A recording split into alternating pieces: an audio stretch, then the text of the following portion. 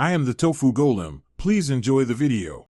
You start by verifying prerequisites, the RDP server IP or hostname and the listening port.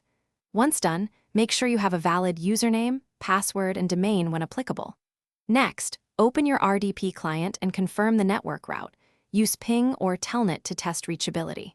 This avoids wasted steps later. You want a clean baseline so authentication and connection errors are meaningful, not caused by simple network or credential issues.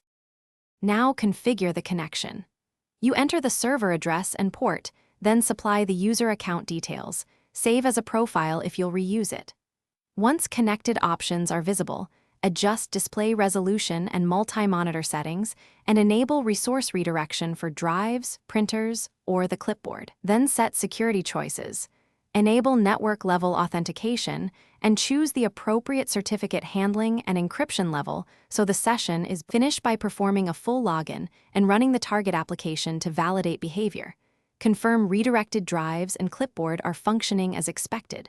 Once satisfied, save the profile or export a RDP file and consider automating startup for frequent use.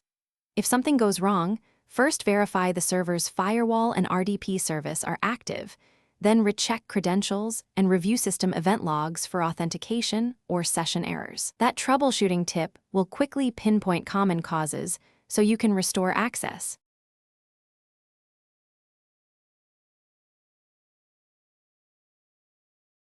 Thanks for watching. Consider subscribing if we helped you today.